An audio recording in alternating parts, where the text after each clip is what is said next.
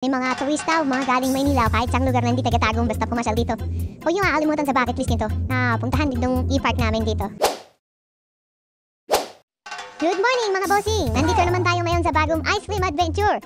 Ngayon, bibigyan ko ng trivia tungkol sa ice cream. Nice! Alam niyo ba na dalawang klase ang ice cream? Isang hard ice cream at isang soft serve ice cream. So tara, let's go! Okay.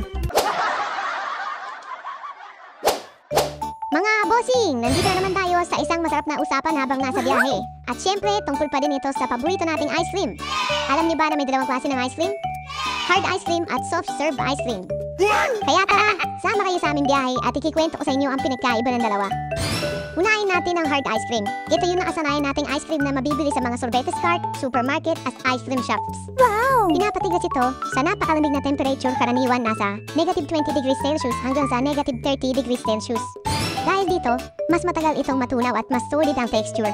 Wow! Samantala, ang soft serve ice cream, ito yung malambot at creamy na ice cream. Madalas nating makita ito sa mga fast food chain. Wow! So bakit tinawag na soft serve ice cream? Ang sagot dyan ay dahil sa hangin.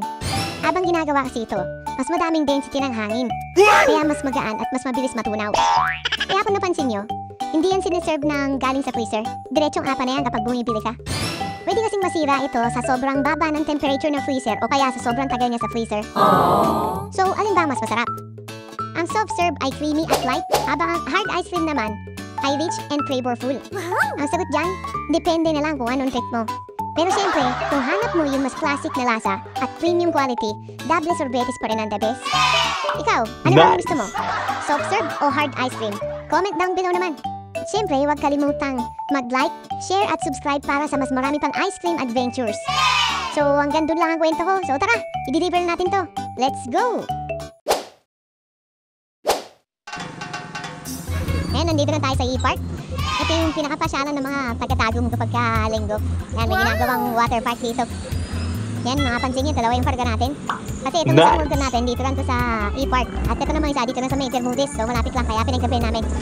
Shoutout ko sa mga taga-Apon. At tawagan muna ni Lance para di kami maligaw.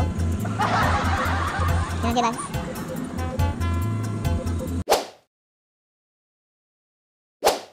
Ayun si Lance. Nag-aakit bahay pa. Bili naman lang. Ay ma'am. Ay kayo ito ano. Kayo po yung order? Oo, amo po. Ah, amo. Ganda, no? Ano oras? Saan nga pala kukuhain yung sublaran, ma'am? Dirirang? Dirirang gihapot? O, iuwi nila. Pagka hindi nahorot. Galing, ha? Sige. Pero kasi, ma'am, pagka dito lang, baka may ano. Pwede mo, pabilin nila ako dun sa guard para safe. Oo. Huwag yung intindi ito, Pilipit ang dila nito. Oh, pero hindi mahorot. Okay lang, tatawagan ko naman si sir, ha? Sige, salamat. Ubus dinot mag-isa. Yung sa natin. Hindi totoo yan. Diba, sarap? Dahil na. Pampapicture ako, ah. Bahala ka sa buhay mo. Ginusto mo yan. Ganda. Si Iverson pala to. Happy birthday! Iverson. Ma'am, pala si Bo. Pa-picture lang ako dun. Si Bo? Okay. Dini, pa-picture na. Last na isip ko ba? Ayun. Mga ano oras kakainin to, ma'am? Ah, ayun na. Malapit na daw sila. Ay, nagbinya. Ano ba to? Birthday? Birthday at saka binya. Ah, ma'am, ito yung scoop, ha? Okay. Ma'am, palihog lang ako sa scoop kapag nahurot lang. Okay lang. Pero kung sakaling hindi mahurot yan, dito feeling ko di mahurot yan. Tapos may apapaya ron. Ang dami yan. Sige, maraming salamat, ha. Maraming ano? What? Maraming ice cream. Hindi, ito. Ayun lang. Okay. Sige, maraming salamat po. Okay. Nga pala, ma'am, nag-video ko ay kasama ko sa vlog ko, ha. Sige, maraming salamat, ha. Salamat. Wow naman! Wow!